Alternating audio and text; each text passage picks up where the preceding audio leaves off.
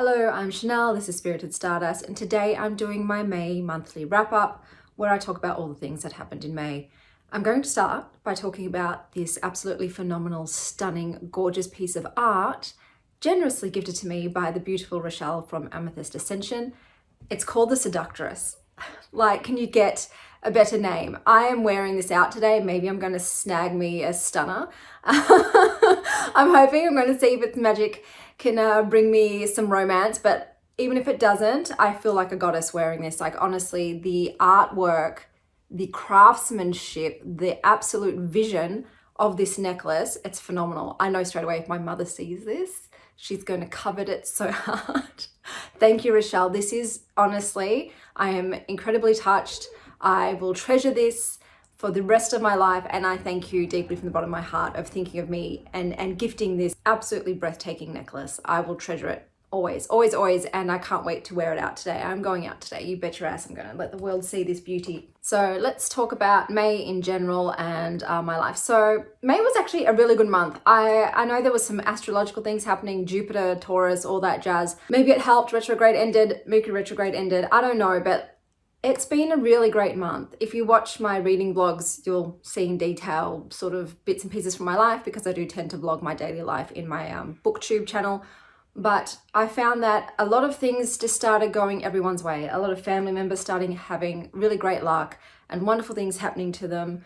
And I don't know, the energy's been lighter. It's been a bit more playful, hopeful, and fortuitous. So overall, the energy of this month has been excellent. In regards to life events, I did work on a Persephone tarot deck.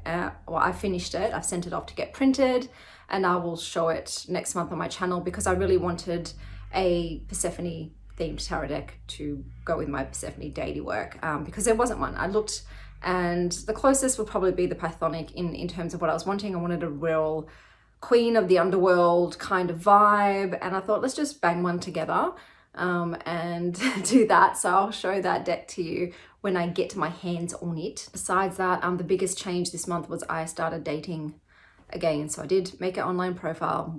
Who doesn't love doing that? I love doing that. Let me sell myself. But I did that.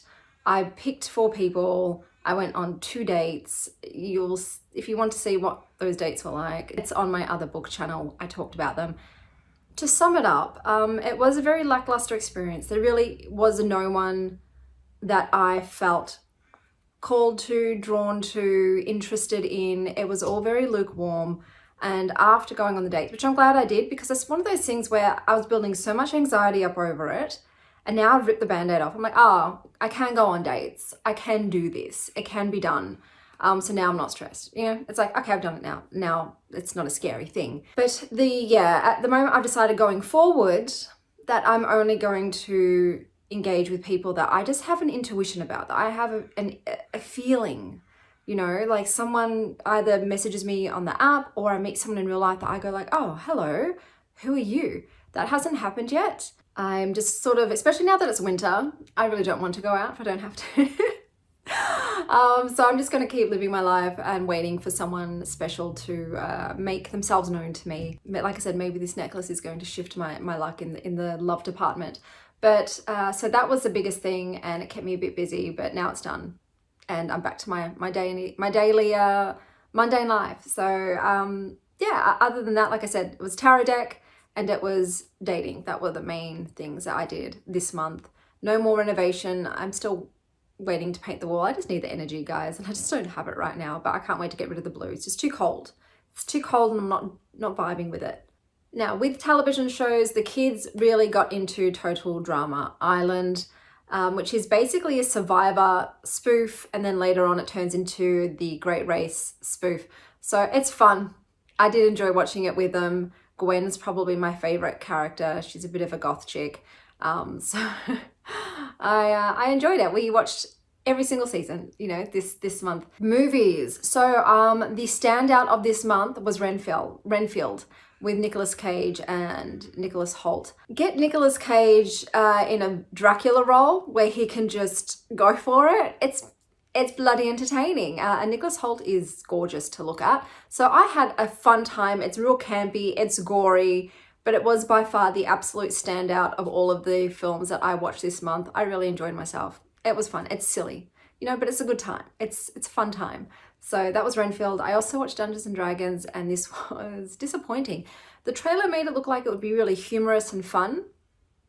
The trailer is all you need to watch. It didn't work out. Even with Chris Pine, he couldn't carry that movie on his back, unfortunately. And yeah, it wasn't great, to be honest, and the effects weren't that fantastic. So that was a bust. And I also watched Shazam. Yeah. I don't know about you guys, but if a 6,000-year-old Greek goddess was making out with a 17-year-old boy, I'd probably want to intervene if that 17-year-old boy was my son. You know, I know they threw out oh, that's kind of creepy line, but it's like, there's a word for that. There's a word for when a very adult person wants to be intimate with a minor. There's a word. And it doesn't make it better that they're a woman or that it's a fantasy. It's just, what if you were, look, I'm 37. I have 18-year-old cousins and younger. The thought of romancing someone that age, it's no, like you can't relate anymore. You know, I can't imagine being 6,000 years old and talking to a 17-year-old boy and being like, hey, you want to play Gears of War? You know, like what? There's nothing there. There's nothing there. So anything, I like looking back at Buffy too. I'm like, Angel, I'm side-eyeing him hard. 200 something years old with a 16-year-old. What kind of man-child, you know? So I'm really not into this ancient beings hooking up with teenagers thing. I don't think it's romantic. Twilight as well. It's creepy. Once you're a grown adult, you realize how creepy it is. You're like, ugh. And I'm only, you know, close to 40, not 200. So yeah. Oh, and I also watched Ant-Man because that came out on Disney Plus. Quantumania, something of that vein. I love Michelle Pfeiffer. She's a goddess to me. Adore her. She's the best part of that movie, along with, oh my God, I've blanked on his name. He's such an iconic actor. In Ghostbusters, in Groundhog Day. I'm going to have to write his name. How can I blank on his name? But he was also in there and I love him to bits and pieces. So that movie overall was okay. Didn't love it, didn't hate it. It was fine, but it's for free. I guess it's on my streaming service, so that's a plus. Now, my favorite book of this month, I had a 5-star, one 5-star only, so it's easy to pick, and it's Yours Truly by Abby Jimenez. It's the second in her sort of contemporary romance series. I loved it. It made me so happy. I was grinning from ear to ear. Look, the dude in there is absolutely perfect. It's a perfect human being. He has anxiety. It was a great depiction of that. And it's one of those books though where you're feeling on a high, but then there's part of you that's like crying inside. It's like, why can't I find someone like this? Does someone like this exist? No, someone like this doesn't exist. This is a man written by a woman to be perfect. You know, this is not a real human being with flaws and issues and trauma. So, you know, even though he has issues, the anxiety, he's this amazing person. He's beyond selfless. So it was really fun though to read. I like her writing style. I like her sense of humor. I think she's now my favorite contemporary romance author. So highly recommend. I have just read the first one in the series, Part of Your World. I didn't love that as much, but it was still good. There was a lot of Princess Bride jokes in there, and I am a Princess Bride stan, so I did particularly like that. Food-wise, there were no standout dishes this month. That being said, I didn't try a lot of new recipes. It was a lot of pasta and pizza and sushi and soups, you know, like the staples that I know the kids will eat. A lot of energy was either going to the tarot deck or towards dating. So that's why no energy was spent on new recipes.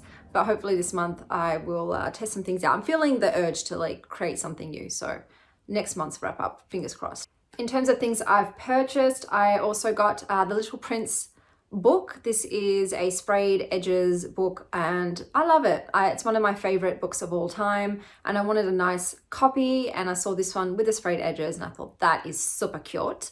So I got that. So that was probably my favorite purchase of the month. I also got a ring and I'm not wearing it.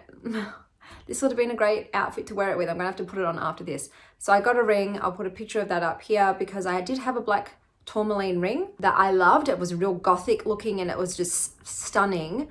I think I will have to get the stone refitted. The stone disappeared. So sometimes I think they'd say that that's to do with like it deflected a lot of negative energy your way. So maybe that's the case. I will end up getting a stone put in that ring again because I just love it so much. But in the meantime, I got this one to fill the void.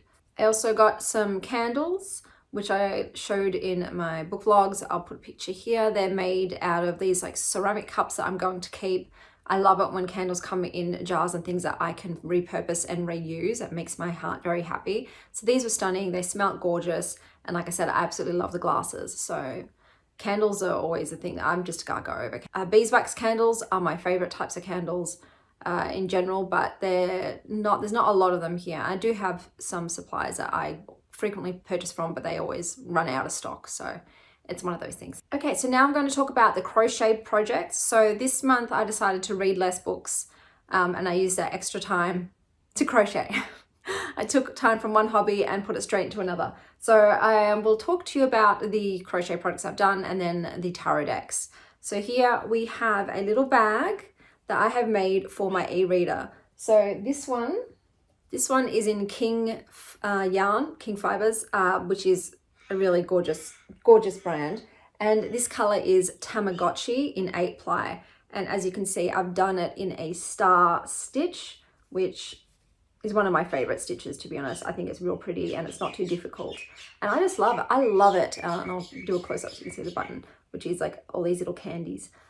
This is so cute. I absolutely love this. So this makes me so happy. I love it so much that I'm going to be honest with you, I don't use it very often because I don't want it to get wrecked.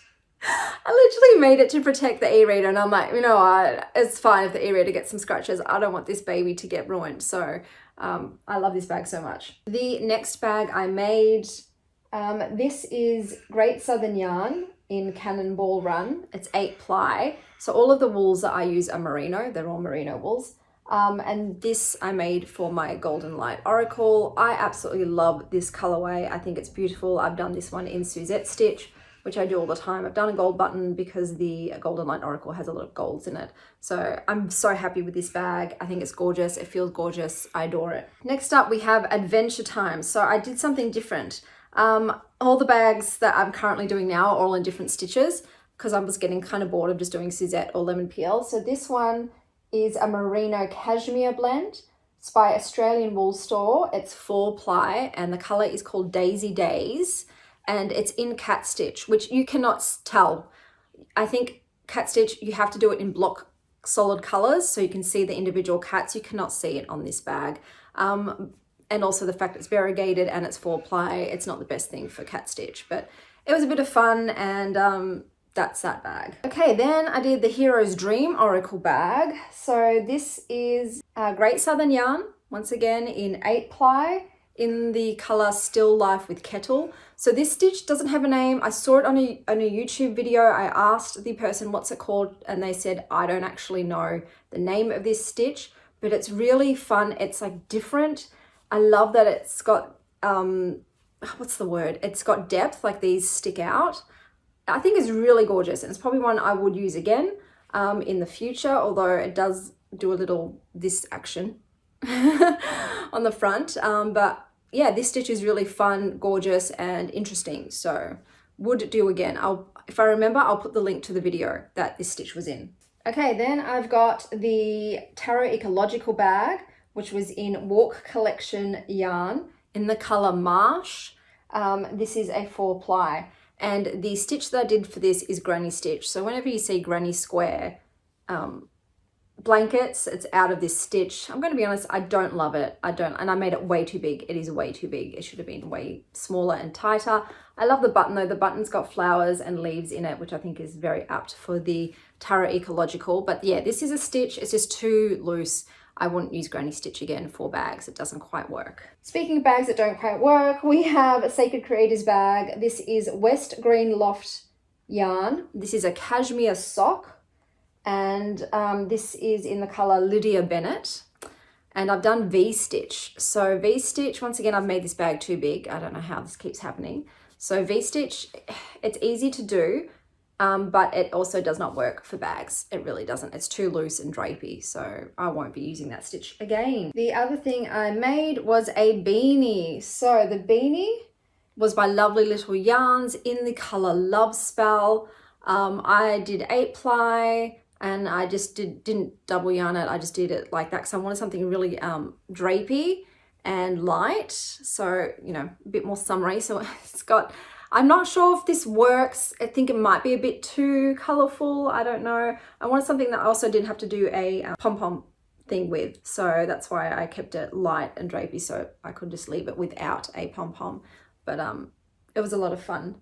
Sorry about that. I had to answer a phone call.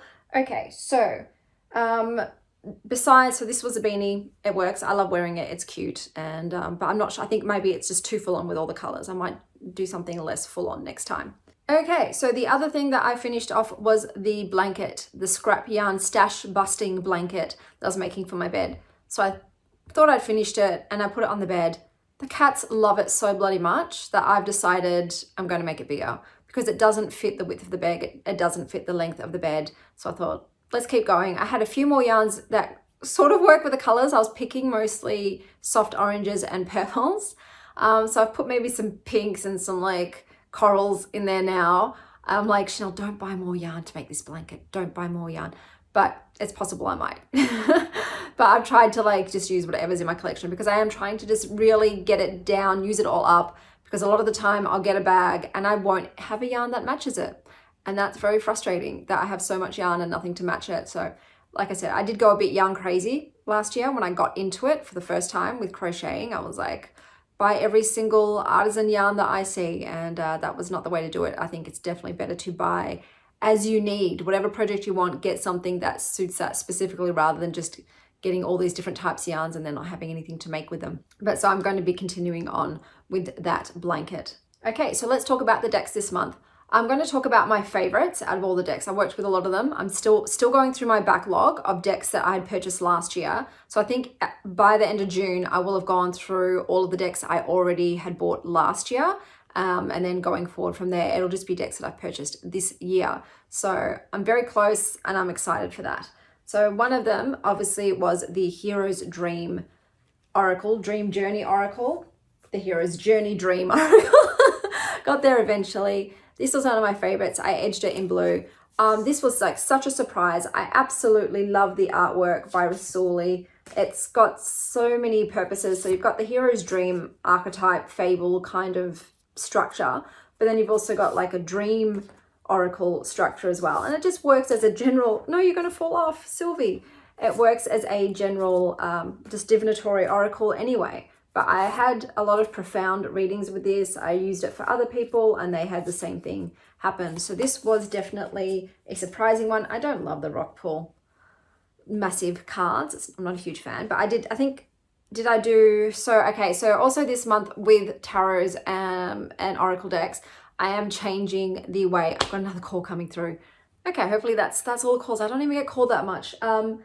So yes, so speaking about tarot and oracles, I am changing the format where I'm just doing one video where I have my walkthrough, where I'm just literally looking at the deck for the first time and walking through it, and then my personal review after having worked with it for a week. So I'm just going to put them into one video from now on, so it's all there.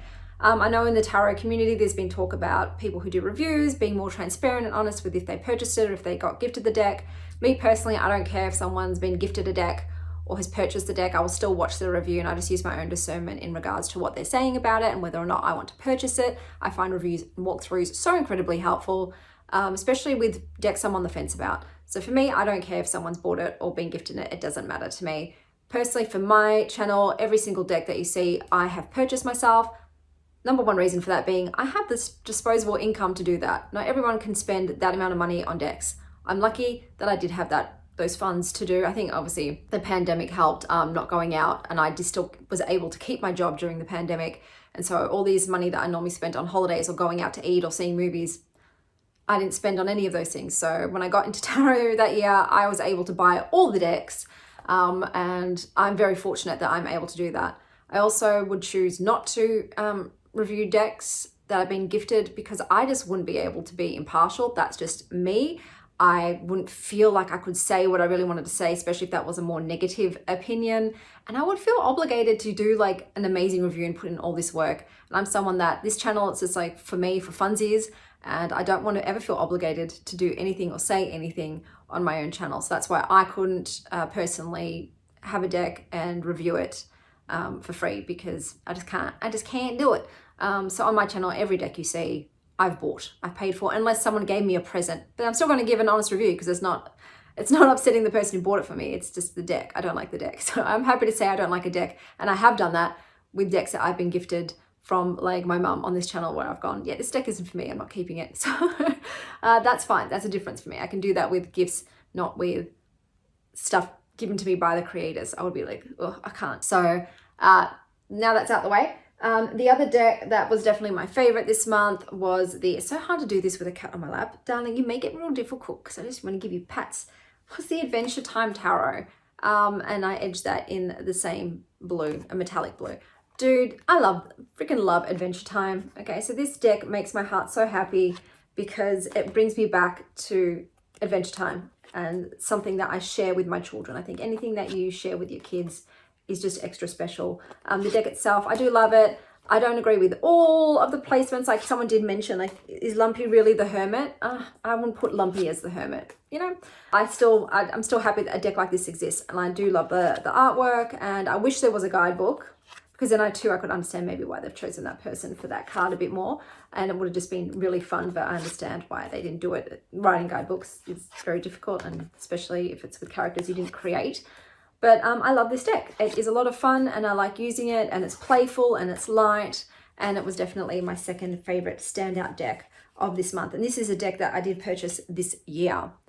So I think that also makes a big difference, because a lot of the decks that I purchased last year, I was just, like I said, buying everything, buy all the things, you know. And now I have I've got a bit more of an understanding of what I do like, and therefore, hey, all right, you can go off. No bites. I don't like bites. Okay, so what else did I use this month? So I also used since I've got it here, I'll flip through it if I've got it here, the Tarot Ecological. So yes, speaking back, I'm a bit all over the shop, guys. Speaking back to, I love this card, I love it. The review thing. So some decks I did do this part 2 reviews for this month, and then the other ones I was like, I can't be bothered. I'm just going to do a quick chat about them, and I'm going to add those reviews on to the end of this video so you can see what my feelings were about the deck. So I'm not going to talk about this deck, so I think I've got a little review for it coming up. So that was the Tarot Ecological. I also got the Human Spirit Oracle, which was not for me. I ended up passing that on to my mother. I just didn't resonate with the imagery and the very informal tone of the guidebook. It was just we don't match up kind of thing. But I can see why a lot of people would love the deck, and it's very interesting, it's very different, it's very unique. Just wasn't my taste. I also had the BuzzFeed Oracle, which was interesting. I did have to utilize it in a different way. It's definitely something I add onto a reading if I want some more keywords, and it's one that I do use my own intuition with sometimes quite a lot. What does that word mean for me? But I have kept it as well. Oh, another favorite standout deck of this month was the Magical Botanical, which I don't have on me because I'm making a bag for it. I love this deck. This was quite a surprise. The artwork is gorgeous. The write-up's fantastic. Only, I think it's like 33 cards though. Like, why? Why? How are people still putting out decks that have, like, say for instance, less than 36 cards? It's like, read the room, guys. Let's have that be a thing of the past. More is better when it comes to the amount of cards in a deck. I don't think anybody's like, you know what? I would have rathered only 20 cards. No, okay, like, just please, can the minimum be, I would say, look, it has to be 36, like, honestly. But really, ideally, 50. That would be grand if the minimum was 50 cards. Oh my God, I love that. So that's the only downside to this deck, was there were so few cards. I wanted more. Please, sir, can I have some more? But I think those were all the decks that I used this month. Like I said, I'm going to add the other reviews for the decks that I did use this month that I didn't do individual videos for. But moving forward in June, it's all going to be in one video. The first ones are going to be really chaotic because I'm not used to the new format. I was just trying to figure out what do I want to say, how do I want to do this. I think I've got it down now, but there's a few videos there that I'm just a bit like, what is going on? Yeah, it's just, I'm just tweaking some things, figuring some stuff out, and same thing of what I want to film on this channel and show. I know I've seen a lot of people start doing vlogs. I love vlogs, but I do them in my reading channel. They're always vlogs when I talk about books you see in my life, so I don't want to do that here as well. I'm just trying to figure out what it is I want to create and do. But May really was a stellar month. I'm so happy. There were unexpected gifts. Thank you once again, Rochelle. And there was a lot of just change and doing some things and stepping out of my comfort zone, and a lot of creative projects, and just it was overall really great. My kids, you know, had a really good month, and my family's all well. Do you know what I mean? If there's no deaths, guys, that's like the main thing. No deaths, no injuries, no illness. That's a great month. And I saw some good movies too, and I read some great books. So, you know, yay. June, let's see how it goes. So far, it's off to a great start. I picked this up today. It's been sitting in the post office for like 2 weeks. No one let me know. The post, I don't know, guys, what's going on with the Aussie Post at the moment, but they're not leaving either notes. They used to leave a little card saying, hey, we tried to deliver, you weren't home, we've taken it here. Or they send you a text. Nothing. Got no notifications. Try to look it up on their website, nothing. USPS said, hey, a delivery was attempted, and that's all they said. And I ended up having to search the tracking number through a third-party website that like searches 300 different carriers, and that let me know, oh, it's been taken to this post office awaiting collection. Just let me know. So I let them know, because this isn't the first time. This has actually been happening quite regularly where I'm not getting notices, or someone's just delivered a package. I'll grab that in a second. But anyway, I will let you go. I hope that you have a wonderful morning, afternoon, or evening. And as always, stay wild, star child. So this is the 78 Tarot Ecological deck, Trish Sullivan. This is a multi-artist deck. This is my little mini review. This spread here, I just asked what is your advice for me for this Taurus season, and I got the Empress card, which is renamed to Mother Earth, along with Geranium for acceptance and nurturing, and Vision, find enlightenment, seek nowhere, for it lives within you. So with regards to, so I've also paired it with this one over here, which is Seasons of the Witch Beltane, and I've paired it with this one over here, Oracle of the Essences. So I do like that this deck has the matte gold edging. The backs are okay. As far as the cardstock goes, it's better than their other cardstock, but still not fantastic, but it is better. So it is a matte cardstock, and out of all of the ecological decks that I did purchase last year, this one was my favorite out of all of them. So, and I am deciding to keep it. So I do enjoy the theme.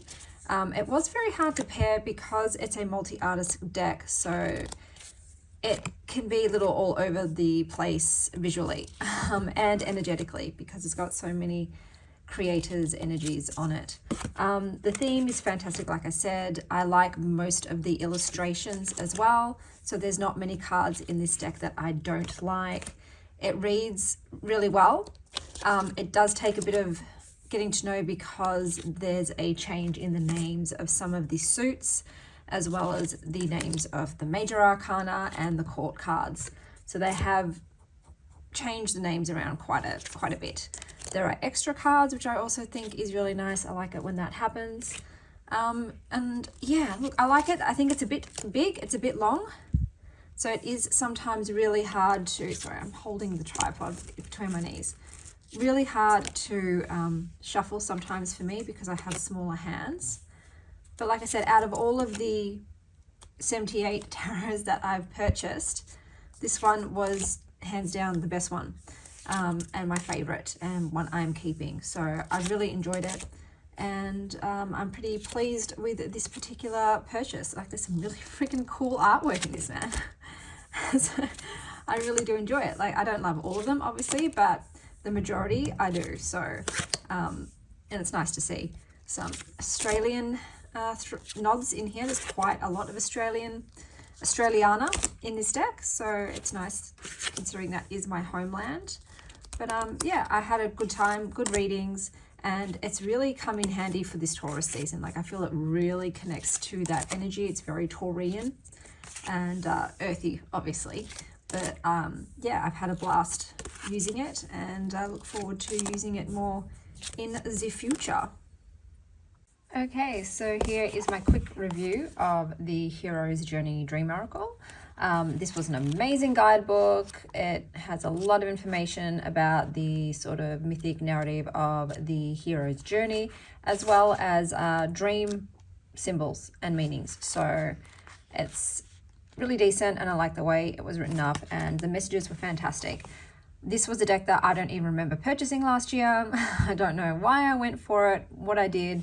But I'm glad Past Chanel purchased it, because I do really like it. It was very surprising. I have paired it with the This Might Hurt Tarot and the energetics of color. So I thought that they played really well together. The artwork by Rizzoli is absolutely gorgeous. I really like the artwork. It's a typical blue angel, which I like the cardstock. I just find them a little bit too big for me personally. But this deck not only read well for me, but I used it to read for others, and they were really, really astounded by how well it read for them. So this deck is absolutely staying in my collection, and it was definitely the most surprising deck. With these cards all together, color played a huge part in my reading, so I would look for color similarities and sort of use my own interpretations of what those colors mean personally. But yeah, this was really great. It's an interesting topic and theme, and like I said, you could just use it for dream interpretations, not just for the oracle component. So it has multiple uses. The topics and themes are just really clever and cool and different. I've never heard of divine drunkenness before. So yeah, everything about it was pleasing. Like the start of the guidebook does read a bit like the author's memoir, so that was a bit odd personally, but I really enjoyed my time with this one, and look forward to using it in the future. So this was a thanks, past Chanel. Don't know why you bought this deck, but glad you did for whatever reasons you had. Hello, so this is my little mini review for the Sacred Creators Oracle by Chris Anne, a 67 card deck. So this book is a lot about creating your own life, creating a business, getting in touch with your higher self. There are lots of different activities you can do, a lot of spreads and ones focused on creative outlets and businesses. And then each card has the upright meaning, the self-care, which is kind of like the reverse. And then the meaning of the card, as well as multiple journal prompts, which you could also then use to create more spreads or delve further into. So the guidebook was fantastic for this. I did love the write-ups. My deck, I did edge in like the same sort of brown that's on the back of the cards. The cardstock is matte. It shuffles well. I do like it, especially considering it's a mass market deck. So I paired this deck with the Spirit Allies over here and the Kitten Nugget Tarot over here. So I did think that these worked well together. I really enjoyed this deck personally. I was very surprised by it. I think for a mass market deck, it is excellent. I loved the breadth of the sort of topics that it had. I found it read very well. I really like the journal prompts. Personally, I think they're fantastic, and it just expands the deck even more with its uses and also with other spreads. So it was a lot of fun. In terms of the illustrations, they're fine. You know, I love that they're all different colors, so that's lovely. They are a little basic. It is basically just text with a little symbol there, but I don't mind that. I don't mind that. This is more about the meanings of the cards than the aesthetic. Obviously, there are cards I like more than others. I will do that thing at the end. In the book, they ask you to pick your favorite card and your least favorite card, so I'll do that at the end of this review. But I do like it, and it's definitely one that I'm going to keep in my collection. It did play well with these decks, I think, anyway. And like I said, I had a lot of fun with it, and I look forward to finding other ways to use it in the future. I think it's great that it has so many cards, and like I said, for a mass market deck, I am quite happy with the card stock and with the quality of it. Like I said, the guidebook is phenomenal, so that was a lot of fun. So what I'll do is I'll just quickly show you my list and my most favorite card. Okay, so for my least favorite card, I ended up picking Prosperity's Sisters Are Happiness and Joy. For me, it's probably the color doesn't really do anything for me, and the word itself is it's a bit clunky to say. I don't know, it's not for me. So your least favorite card is supposed to show you where there is room for growth, and that there's an underlying opportunity there. So they also ask you a lot of questions. There's a lot of questions like meditate in this card. Why does it make you feel uncomfortable? What don't you like about it? There's a lot of things to do with that. Why is it your least favorite card? For my favorite card, I chose Overrate Your Intuition. I just love the mix of colors that are in this. I like the symbols that are on there. I like the font. I don't know, it's just it's a positive deck for me. This is supposed to be one of your power cards. So this is a sort of message that you're on the right track when this gets pulled out. It's the 1111 of Oracle cards. So that's just an activity that you can do with this. But yeah, overall, I really like this deck, and yeah, I'm glad I purchased it. Hello, so today I'm doing my little mini review of the Magical Botanical Oracle. So this is the guidebook. You've already seen it. My opinions on it, it's pretty good. I absolutely love all the information about the plants. It's got their magical meanings, the divination, plant, spirit, medicine, reversed, and then affirmations. It's also got their astrological associations and elemental associations at the front with a full-page picture. So it's great. The book itself, it's a bit stiff, to be honest, and the paper isn't my favorite. It's like that very matte, coarse paper. That being said, I do love it. I think it is really good and in-depth, and I'm pretty impressed. So guidebook, good. Now, my cards, I ended up edging them in black because it sort of goes with the backs. As far as the backs are concerned, they're okay. I'm kind of ambivalent about them, but they're not bad. They're pretty good. Don't mind them. So I paired mine with the Moon Witch Oracle, this one right here, and the True Black, that one right there. So I did purchase this myself, as I do all my decks. So this is a mass market deck as well. So for a mass market deck, I think it is pretty great. Now, my issue with this deck, the biggest one, is the number of cards in it. There's only 33. That's pretty shite, my dudes. That is pretty shite. I think in this day and age, anything less than, I'd say a minimum 40 is pretty crap. So that is highly disappointing. It's really not enough. Like, I absolutely do love this deck. I love the imagery, the limited color palette. Sometimes it does have, some cards have pops of color, like this rose one. But I absolutely adore the imagery with the deck. I don't mind the cardstock at all. I think it's absolutely fine. Like I said, the guidebook is phenomenal. I had an absolute blast, and I learned a lot of new things about plants. Like, plants are probably one of my favorite subject matters for decks. I really love everything to do with plants, and I resonate heavily with plant healing and magic and medicine, something I actually utilize in my everyday life. So I really enjoyed that. This deck definitely has a witchy vibe to me, not just plant vibe, but there's a witchy vibe to it as well. And like I said, I learned a lot of things. The guidebook was very factual. Now, the spreads in here are fantastic. They're at the back. But that's just the basic ones. So there are some great spreads, but they're multi-card. And personally, they also have example readings. So they tell you the spreads, and then they do readings, and they show you how they would interpret that meaning with that card. So I think that's fantastic. I wish I had a few more that weren't so multi-card. That would have been even better, because sometimes I just don't have the energy to do a massive card reading like this. But, like beggars, I'm being a choosy beggar with that in that respect. But I did love the spreads in this as well. With this deck, I definitely made it my focal point and used the tarot and the oracle as just like further clarifying. I'm aware that it's probably not in focus a lot. I think these decks did work together.